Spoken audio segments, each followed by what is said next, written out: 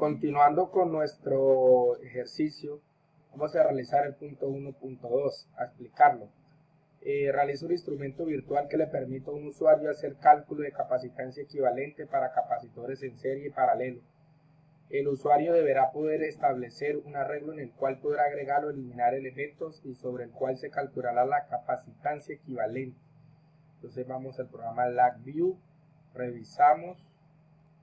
Entonces vamos a explicar el diagrama, el panel, el diagrama de bloques.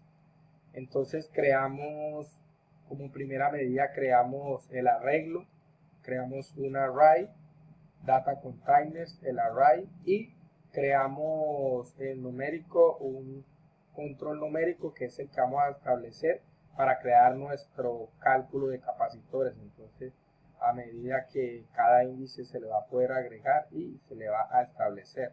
A modo de ejemplo, lo borramos. Creamos el botón, el control numérico de agregar y eliminar, que es lo que le vamos a hacer para agregar o eliminar los elementos dentro del arreglo, como lo hacemos acá en el diagrama de bloques. Encerramos todo eso dentro de cada elemento dentro de la estructura case para que eso se me cumpla siempre y cuando sea verdadero. Para la de agregar utilizamos la local variable dentro de capacitores, local variable de nuevo elemento, que es lo que vamos a agregar. Utilizamos este arreglo que se llamado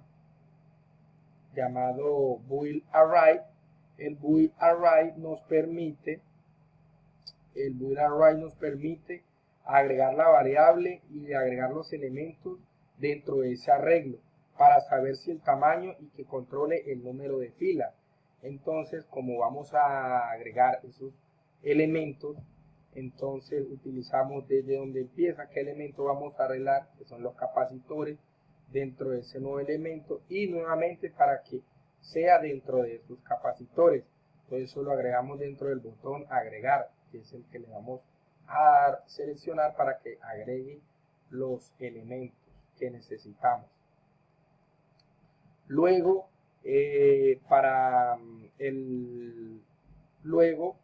hago un arreglo para que todo eso me inicialice dentro de 0, y para que cada vez que yo inicialice el programa me empiece en 0 y me termine igualmente en 0, para que cada vez que inicialice el programa se eliminen los elementos de los capacitores dentro del array, que es el arreglo que nosotros creamos. También utilizamos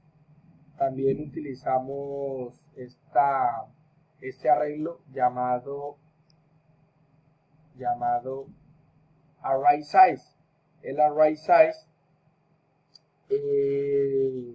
nos sirve para agregar los elementos y le creamos el número de filas con local variable para que aumente a su vez ese número de filas cada vez que nosotros queramos agregar los elementos.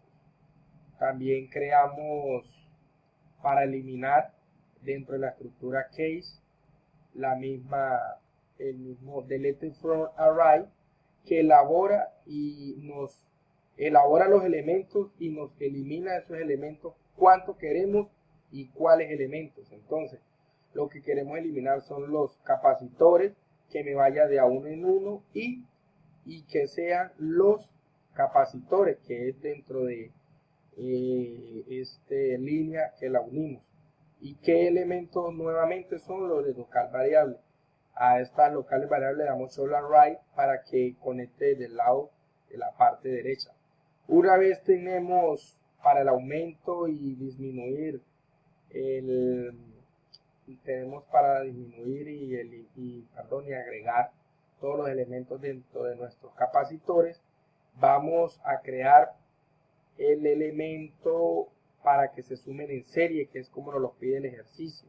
Entonces utilizamos esta control numérico, que es add array elementos, que me suma todos esos capacitores y me los suma, y creamos otro control numérico que toda esa totalidad de estos elementos me los va a sumar y me los va a guardar dentro de este control numérico, que es como lo tenemos acá, capacidad total en serie.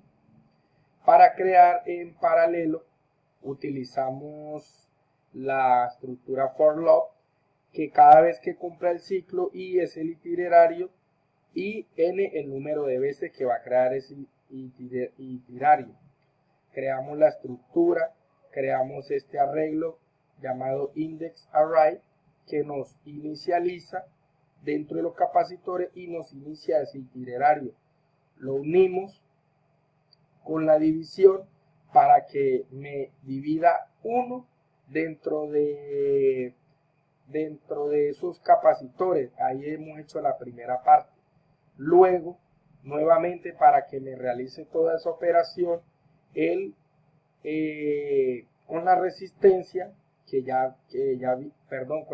con los capacitores, nuevamente hace el ciclo por acá y viene hasta acá y se devuelve para que me tome la resistencia, los capacitores 1 dividido dentro de el capacitor 1. Nuevamente hace el proceso para que vuelva y divida 1 dentro de los capacitores. ¿Y qué es lo que necesitamos como último? Que me divida 1 dentro de los capacitores totales que vienen para crear la capacidad total en serie de los capacitores. Siempre enterramos todo dentro de la estructura case para que le podamos detener while loop y podamos crearle un control que es detener la operación.